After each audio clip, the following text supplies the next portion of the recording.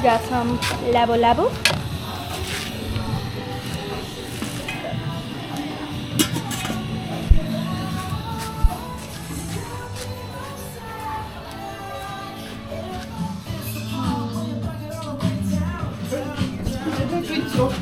Huh?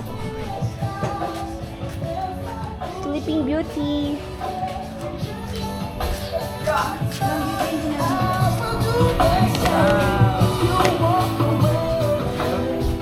Everything. May wodya!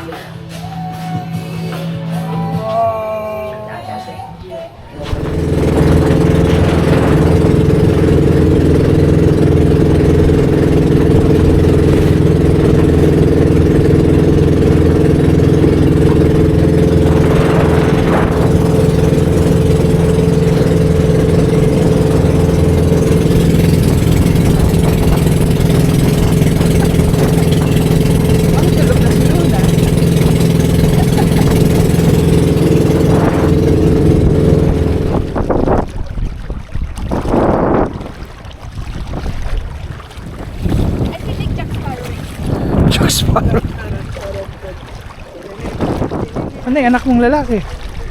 Kahapon nag-scavenger na siya.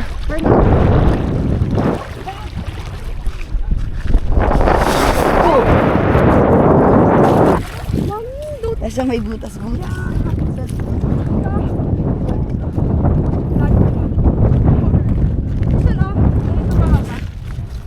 Oh yan, sige.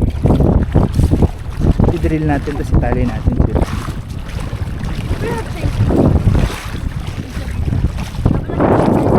Oo, syempre.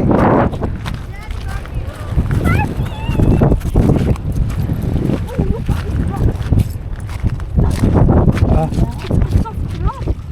Soft rock. It's smooth. Starfish. Where? Ay!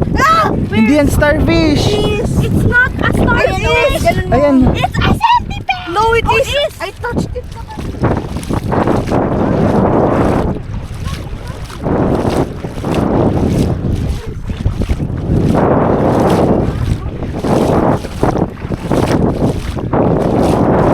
Aray!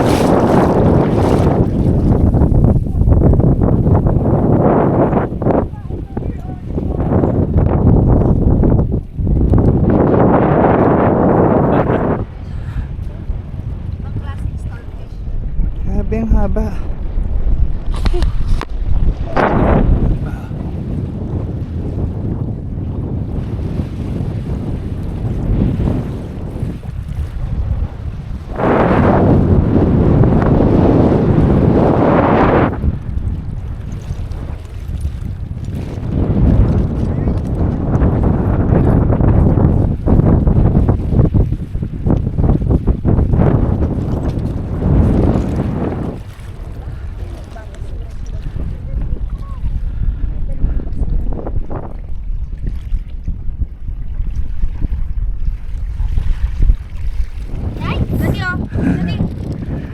Ipagi mo kay mami. It's like sea cucumber. Ayaw. Aray. So, ibaba mo, mamamatay na yan. Ay, ano yan? Starfish. Starfish po. Ay, sea cucumber. Sea cucumber po. Oo, iihi yan. Is it on stones? That's sea cucumber. Ate Julie. You're not on stones. Ang dami. Ang dami nila. Sea cucumber yan. What's this? Ang weird Ito, susunin number. Dami kong kinuha, oh. Ang dami ito doon, no? Kumpulan sila. Ayun, no? Yung bato na yun. Ay, oo nga, no? Puro suso. Pang-ulam na ba yun? Nagpapansin. Ah. Ew. Suso. Gusto mo ba ng suso? Puno-puno na yung bulsa ko. Ibabad mo na sila mamaya. Eh, oh. Puro suso. Tignan mo. Ito nga, oh, puro suso. Ito ilagay mo sa aquarium mo. Eh, ano ko yung slug? Hindi, si cucumber yan. Ah, tarok slug. Hindi mamamatay. Mamatay. Haba! Ito ilagay mo. Ay, mamamatay din yan. Lagay mo kay Tito Nomer. Takot yan. Iba na nga agad. Hindi po. Tigas talaga ng starfish. Anilo ko. Starfish.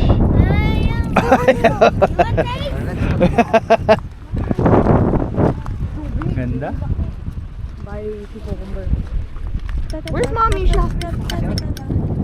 Nangungulekta rin. Sabi ko nga baka makolekta niya na lahat. Linaw ng tubig.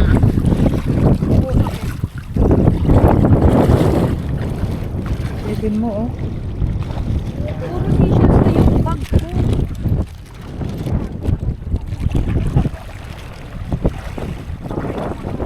This is si Urchin. Wait, I'll take it later. Ako niya, may venom yan. I will die? Hindi, masakit lang, syempre. May venom yan ko.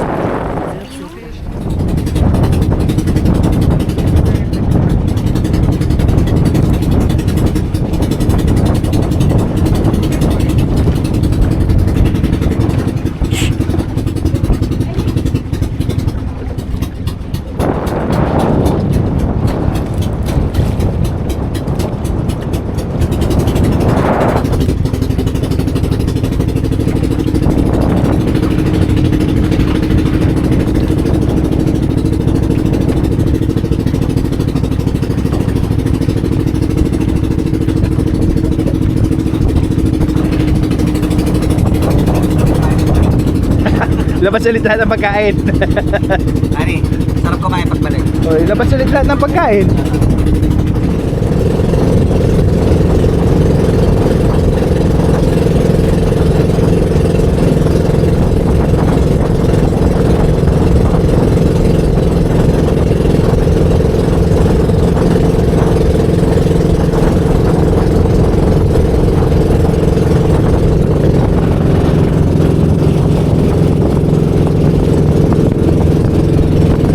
Oh, may rig na naman.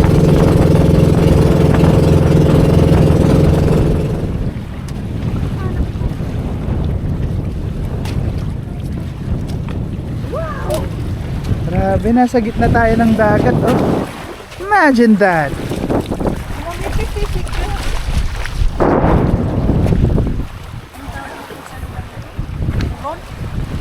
Purod. Purod daw, purod. Nasa gitna tayo ng dagat. Ang ganda.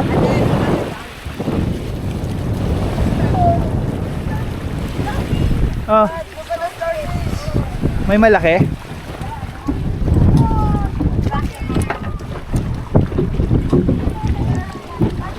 Oo, sandali. Relax lang kayo, hindi mawawala yan.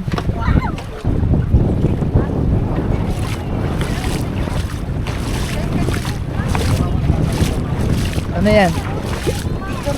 Wait, Wait. wait lang, mami, wait lang daw. Ala, Grabe, ang laki! may eggs siya! May eggs! Ala, ang... Hindi, bunganga niya yan. Ay! Bunganga niya. Ay, siya, sorry. Starfish, ang laki! Wait, I'll picture it. Laki dyan eh. Grabe, ang laki. Look underneath. Pakita mo kay Ivan, no more. Ang laki, no more. Can you angle it? Look, it's eggs. You want this mouth? Show it to Tito Nomer. Baliktarin mo ah. It's so big. Yun, oh, isa rin. Ay, ate. No.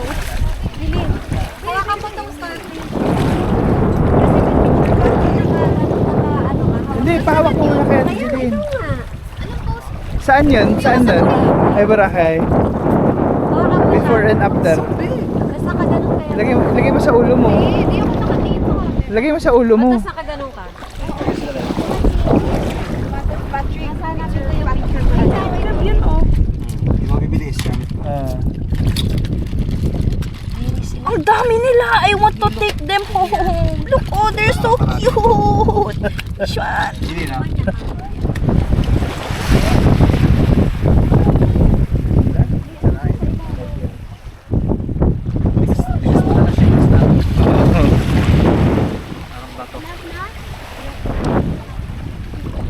Ate, oh.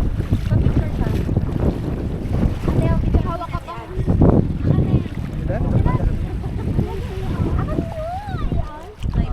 What do you want? Dati daw, sabi ni Kuya, sand lang daw to. Nahaluan na lang ng coral. Ang laki ng starfish. Di ba that's what we saw nung last? Pero it was dying. Babalik lang. Okay yung lasa niya, Nomer. Try mo nga kagad.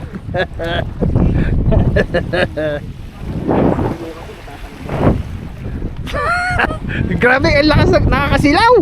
Woo!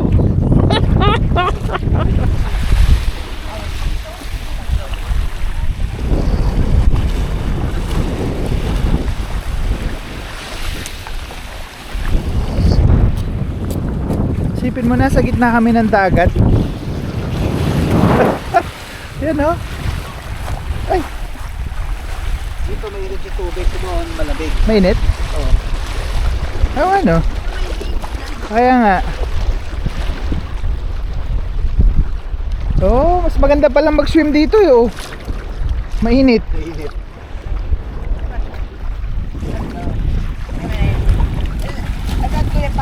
Ibalik mo na yan, ibalik nyo na yan. Doon siya, di ba kung saan siya kinuha? Elijah. Mami, tignan mo yung pangalan ng boat. Hindi, yung pangalan niya. It's the prophet Elijah.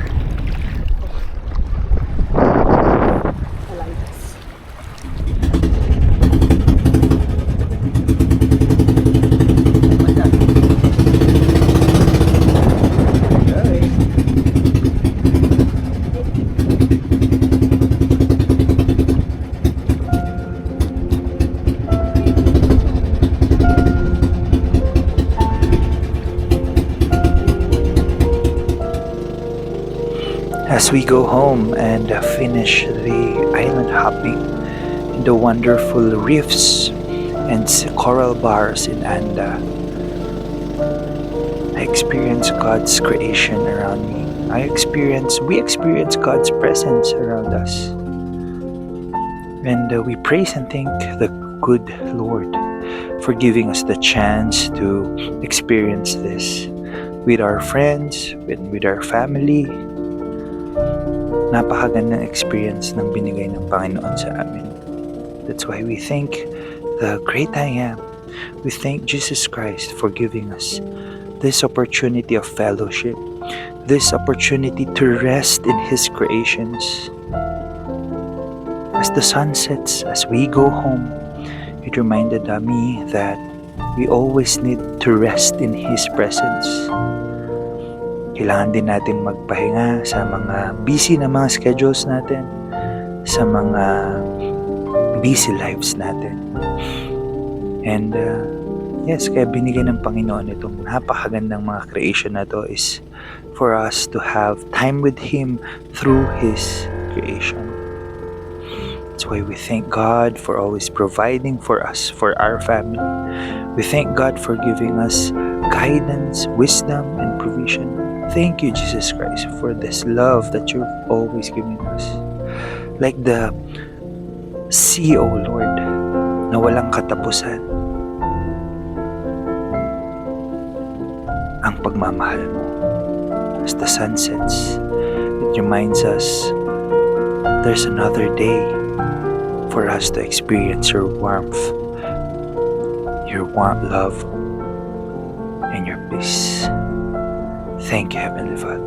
We praise you. You are the King of our lives.